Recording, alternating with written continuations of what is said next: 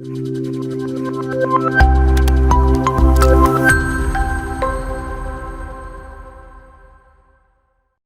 Everyone. तो आज हम स्टार्ट करने वाले हैं अपनी block 1 general of contract part 1 के यूनिट 2 के साथ, जो है ऑफर एंड एक्सेप्टेंस। ठीक है। सबसे पहले will see the content of this unit. इसमें हम सबसे पहले इंट्रोडक्शन देखेंगे, फिर विल सी ऑफर के बारे में, फिर हम एक्सेप्टेंस के बारे में पढ़ेंगे, फिर हम देखेंगे communication of an offer and acceptance क्या होता है। ठीक है। फिर हम देखेंगे revocation of offer and acceptance, फिर देखेंगे लैप्स ऑफ एन ऑफर, फिर हम थोड़ी सी समरी देखेंगे इसका। ठीक है। Then we will see the question of this chapter of this unit. ठीक है। चलिए, let's move on to the introduction first. कि इसमें हमारे पास बेसिक, हमारे पास इस यूनिट के बारे में बोला है कि हमारे पास एटलीस्ट 2 पार्टीज होनी चाहिए for an offer to make. ठीक है। एटलीस्ट 2 पार्टीज होनी चाहिए। अपने अच्छा, सिंगल पर्सन तो अपने आप ऑफर नहीं कर सकता ना। अपने आप को कोई नहीं बोल सकता कि ओके मैं अपने आप को 2 चॉकलेट्स दूंगा अगर मैंने ये करा तो। इसमें तो कोई वो नहीं, ऐसा ऑफर तो नहीं करते हम। लेकिन हम किसी और के साथ ऑफर कर सकते हैं। For example, you can offer your siblings that अगर आपने मेरा होमवर्क करा तो I will give you 2 chocolates. This is an offer. ठीक है। अच्छा, यहाँ पढ़ते हैं क्या लिखा है। There must be at least 2 parties to an agreement, one making an offer and one the another one will be accepting the offer. कि आप ऑफर कर रहे हैं और आपका सिबलिंग क्या कर रहा है, एक्सेप्ट कर रहा है ऑफर। ओके। दस an offer and its acceptance are the starting point in making an agreement. Agreement का starting point क्या होता है, ऑफर, है ना। हमने पढ़ा था agreement is equal to offer plus acceptance। तो वही है, इसका starting point क्या है, ऑफर, कि हम किसी को ऑफर कर रहे हैं कोई चीज। ठीक है। ओके। अब देखते हैं हम ऑफर होता क्या है। सिंपल डेफिनेशन वैसे मैंने आपको बता दिया ऑफर क्या होता है with an help an example, with the help of example. Now we will see with the help of definition कि क्या लिखा है सेक्शन 2A के अंदर ऑफर के बारे में। ठीक है। ऑफर को हम प्रपोजल भी कहते हैं। ठीक है ना। नाउ लेट्स सी क्या लिखा है। When one person signifies to another his willingness to do or to abstain from doing anything with a view to obtaining the assent of that other to such act or absistence, he is said to make a proposal. Like I said कि अगर कोई एक person दूसरे person को बोलता है कि I'll do this if you do this, ठीक है, तो दैट इज एन ऑफर या फिर प्रपोजल। कि आपने अपने सिबलिंग को बोला I'll give you 2 chocolates if you'll do my homework, तो दिस इज एन ऑफर कि मैं ये करूंगा अगर तुमने ये करा तो। ठीक है। दिस इज एन ऑफर और we can call it a proposal. Now let's see the elements of an offer. Key elements क्या होते हैं ऑफर के। It must be an expressing of readiness और विलिंगनेस टू डू। ठीक है। ये क्या होना चाहिए कि विलिंगनेस होनी चाहिए कि अगर तुम ये करोगे, विलिंगनेस टू डू, कि I am giving you an option, कर भी सकते हो नहीं भी कर सकते हो, पॉजिटिव भी नेगेटिव भी। ठीक है। अगर आप ये करोगे तो I will give you this. ठीक है। विलिंगनेस होनी चाहिए कि आगे वाला करना चाहता है ये काम की नहीं करना चाहता है। It is an offer, it is willingness. हम उनको पूछ रहे हैं कि डू दिस, अगर आप करोगे तो आपको ये मिलेगा, नहीं करोगे तो फिर no, nothing will be given to you. ठीक है। It must be made to another person. I already told you कि अपने आप सेल्फ को हम ऑफर नहीं कर सकते, वील ऑफर समवन एल्स। ठीक है। We'll propose to someone else. It must be made with a view to obtain the assent of the other person to do such act or abstinence। मतलब किसी और, ये इस तरह से किसी और को बोलना चाहिए, मतलब ऑफर ऐसा होना चाहिए कि किसी और चीज, किसी और पर्सन को, किसी और पार्टी को we are telling him to do such act. ठीक है। कि आप ये करो, then we will give this. ठीक है। ऐसा होना चाहिए एलिमेंट्स ऑफ एन ऑफर। ठीक है। फिर देखते हैं ऑफर कैसे होता है, हाउ इज ऑफर मेड। एक होता है एक्सप्रेस ऑफर, एक होता है इम्प्लाइड ऑफर। क्या होता है, एक एक्सप्रेस एंड एक इम्प्लाइड ऑफर। जैसे हमने एक बार अब आगे भी पढ़ेंगे, एक एक्सप्लिट कॉन्ट्रैक्ट एंड इम्प्लाइड कॉन्ट्रैक्ट, तो वैसे ही ये भी होते हैं। ठीक है। एक्सप्रेस कॉन्ट्रैक्ट जो हम एक्सप्रेस कर रहे हैं, ठीक है, बोल रहे हैं, वी आर राइटिंग इट और we are saying it in words. ठीक है। Where implied offer is we are doing it through actions. ठीक है। हम उसको एक्शंस के थ्रू दिखा रहे हैं। It is N implied offer. ठीक है। एक्सप्रेस ऑफर बदल गया कि जो हम बोल रहे हैं विद हेल्प ऑफ वर्ड्स, हम किसी को बता रहे हैं। ठीक है। या फिर we are writing this thing. ठीक है। दिस एक्सप्रेस कर रहे हैं। इम्प्लाइड इज वो एक्ट के with help of the act हम उसको बताया जा रहा है। ठीक है। यहाँ पढ़ते हैं क्या लिखा है। एक्सप्रेस ऑफर क्या है। When an offer is made by words, spoken or written, it is termed as express offer। मैंने आपको बोला कि वर्ड से होता है तो क्या होता है, एक्सप्रेस ऑफर होता है। इम्प्लाइड ऑफर क्या होता है। An implied offer is one which is inferred from the conduct of person or the circumstances of particular case। कि वो कंडक्ट कर रहा है, एक्ट हो रहा है, when a person is doing something। ठीक है। वो अल्टीमेटली एक एक्ट से हमको पता चल जाता है कि इट इज बीइंग डन। ठीक है। तो वो क्या होता है हमारे पास, implied offer। with the help of acts जब होता है तो वो implied offer। Now let's see to whom offer is made। इसको ऑफर मतलब किया जाता है, ठीक है। Offer can be accepted only by the person to whom the offer is made। Offer हम किसी को भी कर सकते हैं, वी कैन ऑफर एनीवन, ठीक है, जिससे भी हमको काम चाहिए, जिससे भी हमको काम करवाना है। और वो एक्सेप्ट कौन कर सकता है? जिसको हमने ऑफर किया है, ठीक है।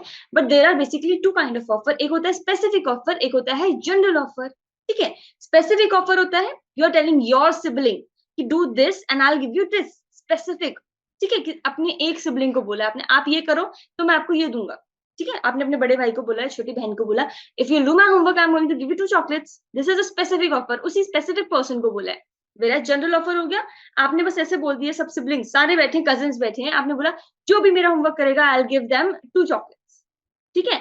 जो भी मेरा होमवर्क करेगा आई विल गिव देम 2 चॉकलेट्स, ये जनरल ऑफर, कि मैंने जनरल में सबको बोला है जो भी ये काम करेगा उसको मैं 2 चॉकलेट्स दूंगा, ठीक है। और इसका एग्जाम्पल हम ऑक्शन, जब ऑक्शन होता है तो, या फिर या ऑक्शन ले लेते हैं, जैसे ऑक्शन होता है तो हम बड़ा बड़ा, आपने देखा होगा पैम्पलेट्स लगते हैं, ठीक है। तो इट इज जनरल ऑफर कि कोई भी आकर ऑक्शन में पार्ट ले सकता है, it is a general offer, ठीक है।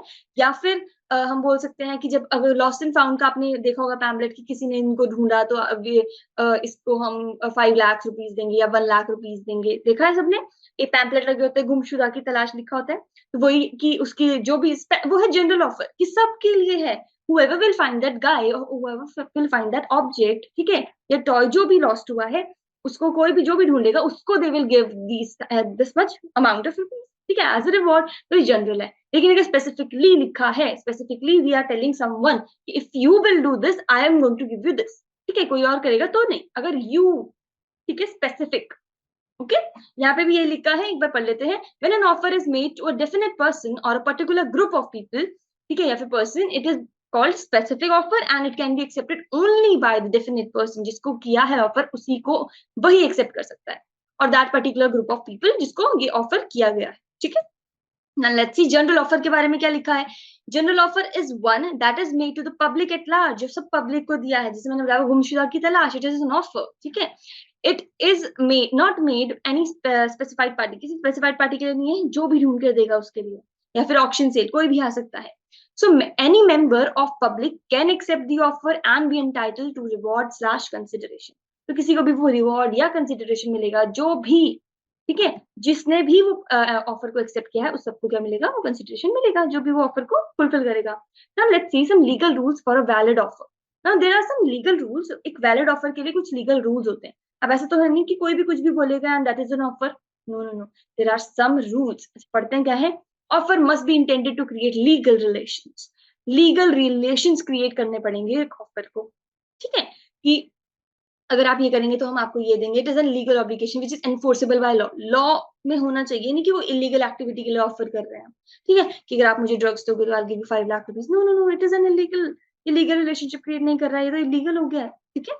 Term of offer must be certain, definite and not वेग, मतलब सर्टेन और डेफिनेट होना चाहिए, नहीं कि आप उसमें लिखो कि जो ढूंढ के देगा उसको ही मिलेगा, no no no, certain time limit, certain amount की लिखा होना चाहिए कि ये चाहिए, कुछ भी नहीं चाहिए, ये चीज को आप देंगे तो ही आपका ऑफर होगा, ये सर्टेन चीज, कि मुझे एक जैसे आपने लिखा एक शॉपकीपर को यू आर टेलिंग हिम कि मुझे क्या चाहिए, मुझे एक डॉल चाहिए, ठीक है, मुझे एक डॉल चाहिए, उसकी ड्रेस ऐसी होनी चाहिए, it should be in pink colour and मुझे वो 1 महीने के अंदर चाहिए, दिस इज सर्टेन ऑफर, ठीक है। वेराज अगर आप सिंपल मान लो ऐसे बोल दो मुझे एक डॉल चाहिए, सिर्फ आपने बोला मुझे एक डॉल चाहिए, now you are not telling that person कि आपको कब तक चाहिए, क्या चाहिए, तो ये एक सर्टेन ऑफर नहीं है, ठीक है, ये एक वेग है, इनडेफिनिट है, ठीक है, कि कभी भी दे देंगे हम, आपने टाइम थोड़ी बताया था तो दिल से रहा कि आपने टाइम थोड़ी बताया था कि आपको 1 महीने में चाहिए, दिस इज नॉट सर्टेन, तो ये भी होना चाहिए, ठीक है।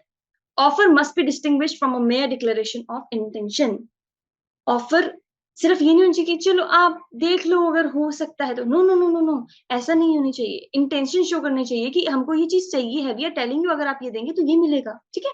ऐसे सर्टेन ऐसे डिक्लेरेशन ऑफ इंटेंशन ऐसे नहीं होनी चाहिए कि अच्छा जैसे इन्विटेशन होता है कि आप आओ आओ कभी आन, जैसे हम रिश्तेदार बोलते हैं ना कि आना बेटा घर आना, ठीक है, सर्टेन ऐसे डिक्लेरेशन ऑफ इंटेंशन नहीं होना चाहिए, वो होना चाहिए कि यू आर टेलिंग समवन कि ये होगा तो ये होगा, ऐसे करके, ओके।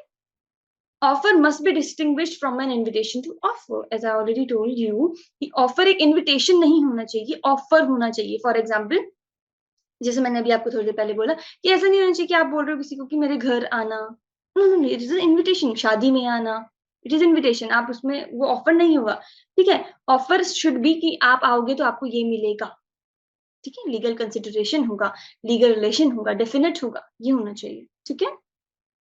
चलिए आगे देखते हैं। ऑफर मस्ट बी कम्युनिकेटेड, ठीक है। ऑफर को कम्युनिकेट करना पड़ेगा, नहीं तो कैसे पता चलेगा कि ये कुछ है भी, ठीक है। ये पता होना चाहिए ना कि ऑफर है भी कि नहीं है, तो वो कम्युनिकेट भी होना चाहिए।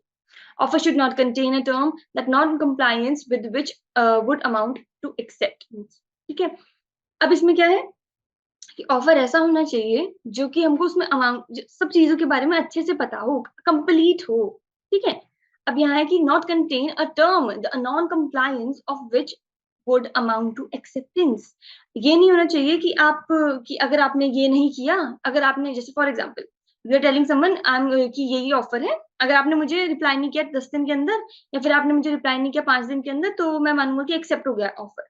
No no no, this is not acceptance, ठीक है। तो ये नहीं होना चाहिए उसमें, ओके। स्पेशल टर्म्स और conditions in an offer must be communicated. कोई भी स्पेशल टर्म्स हैं, कोई भी स्पेशल अग्रीमेंट्स है, कंडीशंस है, तो वो क्या होनी चाहिए, पहले बतानी चाहिए कि भाई ये चीजें हैं, ठीक है। फॉर एग्जाम्पल कोई कहता है कि मान लो कस्टमाइज्ड कोई चीज चाहिए, तो उसको बताना पड़ेगा मुझे कस्टमाइज चाहिए, उसमें अपना नाम लिखा होना चाहिए, नहीं तो जिसको ऑफर करा बोला है कि आप ये दोगे तो मैं आपको इतने रुपीज दूंगा, तो वो उसको पता थोड़ी चलेगा पहले कि ओके उस पर्सन को ये चाहिए, राइट। तो उनको बताना पड़ेगा, कम्युनिकेट करना पड़ेगा। अगर कोई स्पेशल कंडीशन है कि I want it in pink he colour, ठीक है, I want it in black he colour, तो उनको बताना पड़ेगा कि हमको ये ऐसे में चाहिए, ठीक है। Contract must be reasonable, reasonable होना चाहिए, अनरीजनेबल नहीं होना चाहिए कि आप बोल रहे हैं किसी को ऑफर कर, क्या बोल रहे हैं कि मुझे चांद तारे तोड़ कर लाओ, it is not possible, right. So it should be reasonable, unreasonable नहीं होनी चाहिए कोई डिमांड्स, ठीक है। चलिए let's move on to the next slide, that is cross offer. तो क्रॉस ऑफर आपके नाम से सुना होगा, क्रॉस ऑफर, ठीक है। ये इसको कुछ बोल रहा है, ये काउंटर ऑफर कर रहा है, ठीक है, not counter but cross offer कर रहा है। मान लो ये 2 पर्सन है, या फिर आपके 2 सिबलिंग है, आप और आपके सिबलिंग है, ठीक है। आपने अपने सिबलिंग को बोला मैं मेरा इंग्लिश का होमवर्क कर दो, मैं आपको 10 रुपीज दूंगा, ओके। और आपके सिबलिंग ने बोला तुम मेरा मैथ्स का होमवर्क कर दो, मैं तुमको 20 रुपीज दूंगा। तो ये क्या हो गया, cross offer, that you are also offering him and he is also offering you something, cross offer, ठीक है। यहाँ पे देख लीजिए, यहाँ पे भी लिखा है cross offer do not amount to acceptance of one's offer by the other end as such no contract is concluded. और शुरू से two offers which are similar in all respect made by two parties in to each other in ignorance of each other's offer are known as cross. इस same तरीके का offer है 2 parties के बीच में, ठीक है। वो भी सेम ऑफर दे रहे हैं, वो भी सेम ऑफर दे रहे हैं, this is what cross offer is, ठीक है। और ये क्रॉस ऑफर में ऐसा नहीं होता है एक एक्सेप्ट नहीं करेगा तो दूसरे का भी एक्सेप्ट नहीं होगा, नहीं नहीं, एक एक्सेप्ट कर लो दूसरा रिजेक्ट भी कर सकता है, ठीक है। चलो now let's move on to the next slide, that is standing offer. Standing offer के नाम से पता लग रहा होगा कि स्टैंडिंग ऑफर, जो ऑफर स्टैंड करता भी है, ठीक है। Sometimes an offer may be of a continuous nature, एक कॉन्टिन्यूस नेचर का होता है कि जब तक ये टाइम पीरियड है तब तक ये चीज होगी, ठीक है। For example let me give an example first, कि फॉर एग्जाम्पल ए ने बी को बोला कि आई गिव यू कि क्विंटल ऑफ राइस इन ये 12 महीने का टाइम पीरियड है, स्टैंडिंग ऑफर दिया कि 12 महीने का टाइम पीरियड, इसमें आप मेरे को भी आप जितनी बार मेरे को राइस मांगोगे I give you rice for 12 months, standing offer 12 महीने तक आपको है कि इतने प्राइस में, सर्टेन प्राइस बता दे कि इतने प्राइस में मैं आपको राइस दूंगा, ठीक है, for 12 months, only for 12 months, 12 months के लिए स्टैंडिंग ऑफर है कि कभी भी आप मुझसे राइस मांग लो पर इस प्राइस पे ही आपको राइस मिलेंगे। तो बी कभी भी उन 12 मंथ्स में राइस मांग सकते हैं कितनी भी बार, ठीक है, it is a standing offer. और ए रिजेक्ट नहीं कर सकते कि no I am not going to give you any rice, उसने स्टैंडिंग ऑफर रखा है, कॉन्टिन्यूस ऑफर है for this particular period of time, तो उसको उतने टाइम तक देना ही पड़ेगा, okay. In that case it is known as standing offer, जब कॉन्टिन्यूस होता है। Standing offer nature of tender होता है इसमें, the offer will remain open during a specific period and that it will be accepted from time to time by placing specific order for the supply of goods, as I told you, मैंने rice का example दिया, वही लेके चल लीजिए इसमें। ये offer क्या होगा, वो हमेशा ओपन रहेगा उस स्पेसिफिक पीरियड ऑफ टाइम के लिए, जब तक वो ऑफर ए ने बी को बोला है ना कि 12 मंथ्स, तो उस 12 मंथ्स के लिए ही, वो स्पेसिफिक पीरियड के लिए ही ऑफर वैलिड रहेगा, ठीक है। उस पीरियड में वो कभी भी बोल सकते हैं कि मुझे इतना राइस चाहिए, इतना स्पेसिफिक अमाउंट ऑफ राइस चाहिए, पर उस जो उन्होंने पहले ए ने बोला है ना इतने प्राइस में, तो उतने ही प्राइस में मिले, ठीक है। चलिए अब होता है एक्सेप्टेंस, क्या होता है। ऑफर तो हमने पढ़ी है कि हमने बोला आप मुझे पेंसिल दो, मैं आपको, चलिए आप मेरा होमवर्क करो, मैं आपको 10 रुपीज दूंगा, ठीक है, ये ऑफर तो पढ़ी है। एक्सेप्टेंस क्या होता है, कि एक्सेप्ट करना, वो बोलेगा ओके ठीक है, आपकी सिबलिंग ने बोला ठीक है मैं आपका इंग्लिश का होमवर्क करूंगा, आप मुझे 2 चॉकलेट्स दे देना, ठीक है, it is acceptance.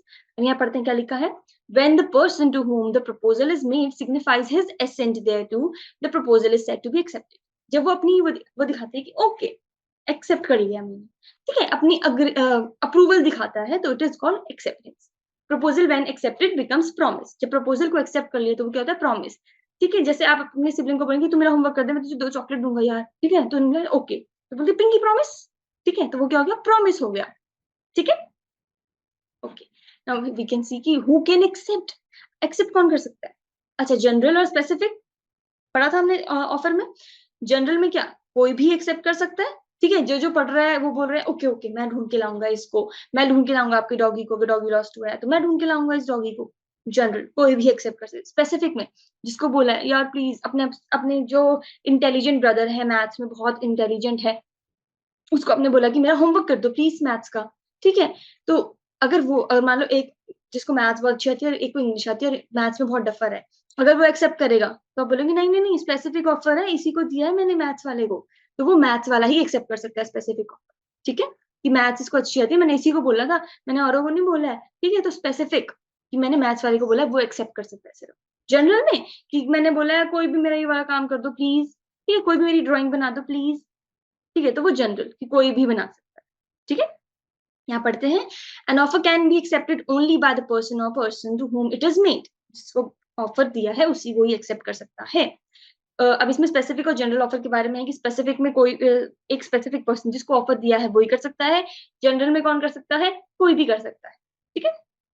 How is an acceptance made, acceptance कैसे होती है, ठीक है, द एक्सेप्टेंस में ऑल्सो बी आइदर एक्सप्रेस और इम्प्लाइड, एक्सप्रेस भी हो सकती है इम्प्लाइड, एक्सप्रेस बोलकर ओके एक्सेप्ट कर लिया, इम्प्लाइड जब आपने ऐसे नोटबुक रखी है, मेरा मैथ्स होमवर्क कर दो और उन्होंने हाँ या ना कुछ नहीं बोला, उसने नोटबुक लिया स्टार्ट करने लगे, implied with the help of actions, show रहा है कि ठीक है मैं कर लूंगा, ओके उन्होंने नोटबुक ली and they starting writing your question and answers, तो वो क्या हो गया, implied with the help of actions. Express ठीक है मैं कर दूंगा पर अभी नहीं बाद में कर दूंगा, एक्सप्रेस, ठीक है, इम्प्लाइड नोटबुक ली और करने लग गई, इम्प्लाइड, ठीक है, समझ आ गया एक्सप्रेस और इम्प्लाइड। यहाँ ये लिखा है कि the acceptance may also be either express और implied, when the acceptance is given by words और spoken it is called express, और जब वो क्या होती है with the help of actions तो वो क्या होती है, इम्प्लाइड, ठीक है।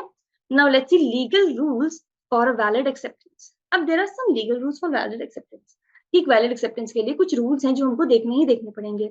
Acceptance must B absolute and unqualified, absolute and unqualified होना चाहिए कि हाँ ठीक है मैंने कर दिया, कोई काउंटर ऑफर नहीं होना चाहिए कि ठीक है मैं ये कर दूंगा लेकिन आपने बोला मेरे ना 10 क्वेश्चन है, मैं आपके प्लीज 10 क्वेश्चन कर दो मैं आपको इतने चॉकलेट्स दूंगा, बोला 10 नहीं मैं 5 कर दूंगा, ठीक है, तो ये क्या हो गया, काउंटर ऑफर हो गया, ये नहीं होना चाहिए, इसमें एब्सोल्यूट एंड अनक्वालिफाइड होना चाहिए, ठीक है। Acceptance must be in a prescribed manner, अगर फॉर एग्जाम्पल आपने किसी को बोला कि मैं आपकी प्रॉपर्टी लेना चाहता हूँ, खरीदना चाहता हूँ, ठीक है, ए ने बी को बोला मान लो कि मैंने प्रॉपर्टी खरीदनी है, ठीक है, लेकिन आपको अगर एक्सेप्ट कर दो तो आप मुझे मेल करना, ऐसे मत बताओ मुझे मेल करना ताकि मेरे पास प्रूफ हो, ठीक है, और उन्होंने मेल नहीं किया तो वो ऑफर एक्सेप्ट नहीं माना जाएगा, वो वैलिड एक्सेप्टेंस नहीं होगा, क्योंकि प्रिस्क्राइब्ड मैनर हमने बोला है उनको कि हमको ईमेल के थ्रू चाहिए, तो वो प्रिस्क्राइब्ड मैनर में चाहिए हमको, ठीक है, तो वो उनको वैसे भेजना पड़ेगा, नहीं तो वो एक्सेप्टेंस नहीं माना जाएगा, ओके।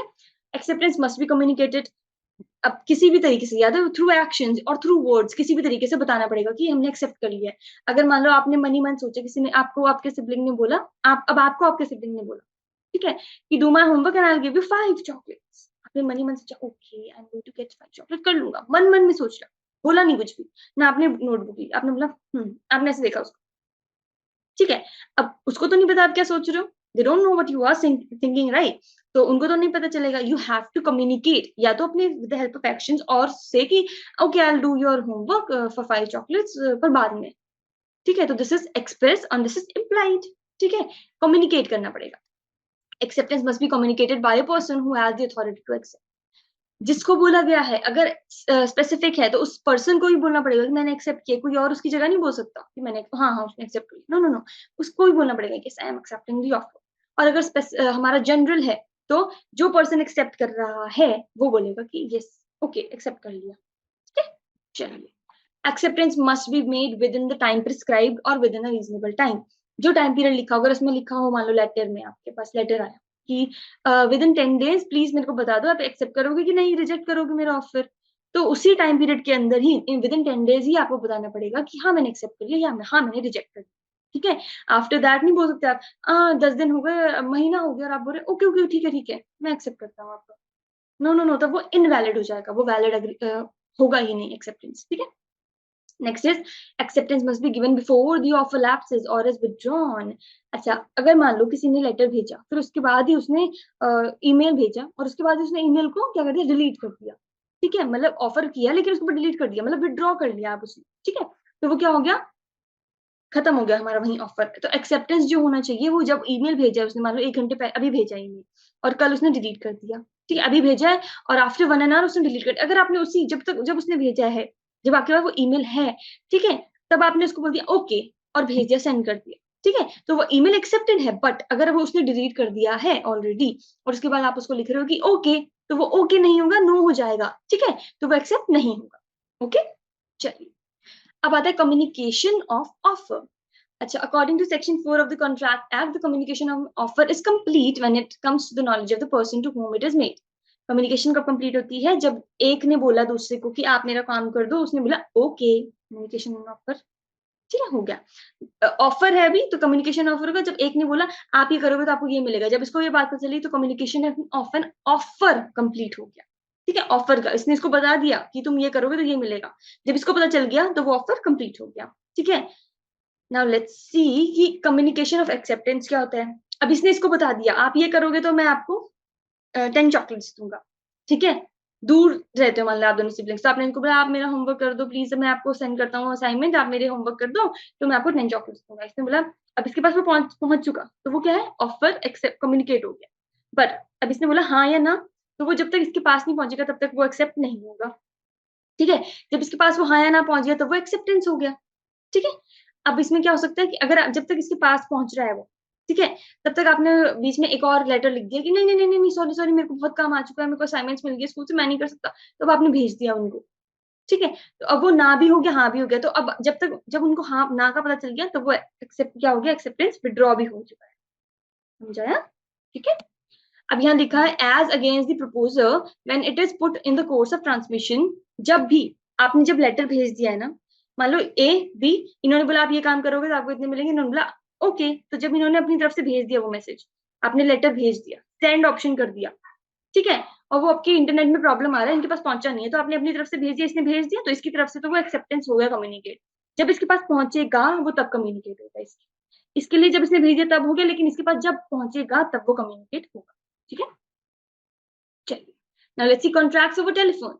अगर आपने फोन किया अपने भाई को, हेलो यार प्लीज होमवर्क कर देना प्लीज, और उसने बोला ओके कर दूंगा, तो ये कॉन्ट्रैक्ट इज वैलिड। ठीक है, ये अग्रीमेंट क्या हो गया, ये आपका जो एक्सेप्टेंस हुआ वो क्या है, वैलिड है। ठीक है, चलिए अब देखते हैं आगे। रेवोकेशन ऑफ ऑफर या एक्सेप्टेंस, अगर रेवोकेशन या लैप्स ऑफ एन ऑफर मतलब विड्रॉ। ठीक है, अगर आप उसको विड्रॉ कर रहे हैं, आप बोल रहे हैं नहीं नहीं नहीं अब नहीं हो सकता, एक बार हाँ कर दी लेकिन उसके बाद आप ना भी बोल रहे हैं, तो क्या होगा, रेवोकेशन का मतलब होता है टेकिंग बैक या विड्रॉ करना। यहाँ पे लिखा है टेकिंग बैक या विड्रॉ करना। आप एक बार आपने इसको बोल दिया हाँ हाँ लेकिन असाइनमेंट आ गई, अब नहीं नहीं नहीं अब नहीं कर सकता, ये हो गया रेवोकेशन। ठीक है, both offer and acceptance can be revoked or withdrawn up to certain stage, एक certain stage तक ही रिवोक हो सकते हैं। ठीक है, अब देखते हैं क्या certain stage है। ऑफर कब तक रिवोक हो सकता है, a proposal may be revoked at the time before communication of its acceptance is complete as against the proposer but not afterwards। आपने जैसे ये टू है, ठीक है, आपने क्या बोला, लेटर भेजा कि प्लीज मेरा होमवर्क कर दो होमवर्क कर दो होमवर्क कर दो। ठीक है, इन्होंने बोला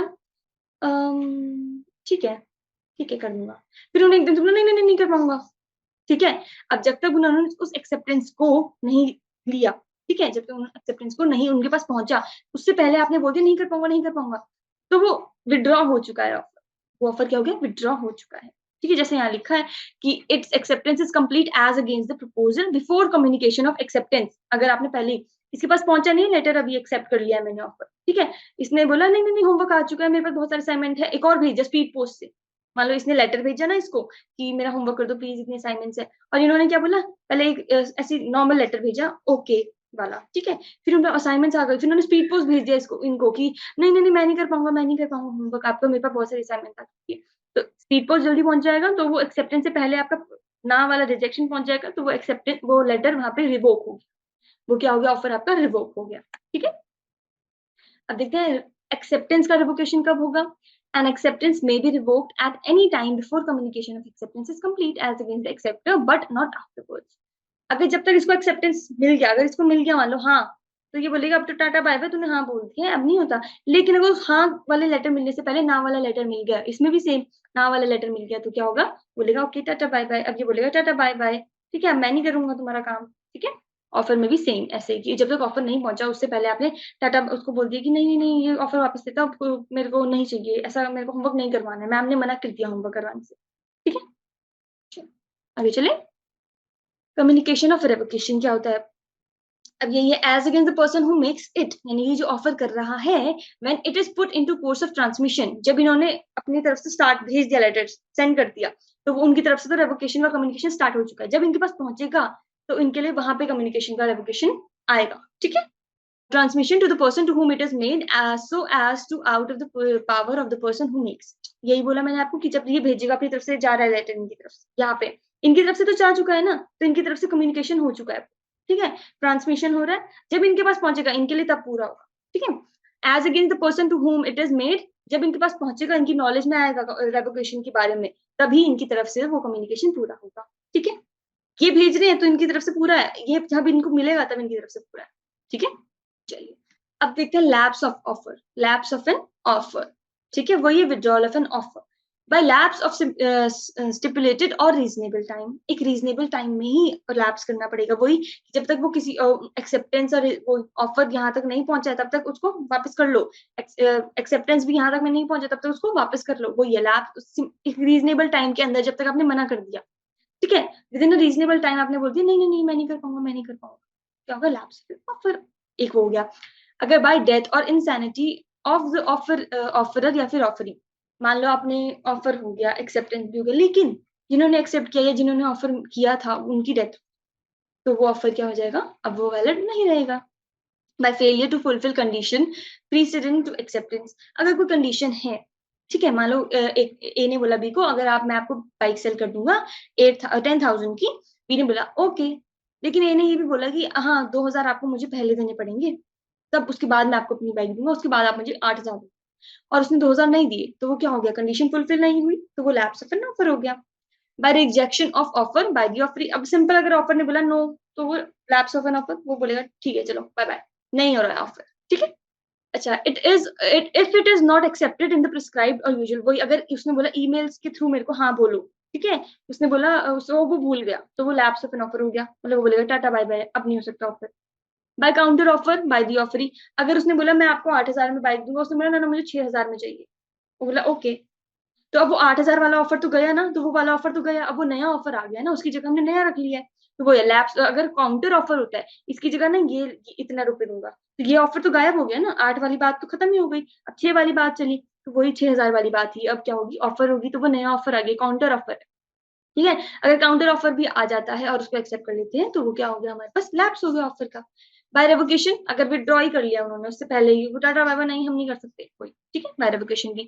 बाय सब्सिक्वेंट इलीगैलिटी और डिस्ट्रक्शन ऑफ सब्जेक्ट मैटर, कोई लीगल ड्रग्स के बारे में बात हो रही है कि ड्रग्स दूंगा ये वो, सो इलीगल है, it can not be there, offer नहीं हो सकता, लीगल नहीं हो सकता, कोई लीगल रिस्पॉन्सिबिलिटी नहीं आ सकती, तो वो क्या हो गया, हमारे पास लैप्स ऑफ एन ऑफर हो गया एक और। ठीक है, now let's see the summary part of it. हमने क्या क्या पढ़ा, सबसे पहले हमने क्या पढ़ा था, इंट्रोडक्शन, फिर हमने देखा था ऑफर क्या होता है, फिर हमने पढ़ा एक्सेप्टेंस क्या होता है, फिर देखा communication of offer and acceptance पढ़ा, फिर हमने क्या पढ़ा, रेवोकेशन ऑफ ऑफर पढ़ा, और रेवोकेशन ऑफ एक्सेप्टेंस पढ़ा, फिर हमने देखा लैप्स ऑफ एन ऑफर क्या होता है। राइट, चलिए आगे देखते हैं, क्वेश्चंस हैं कुछ यहाँ पर।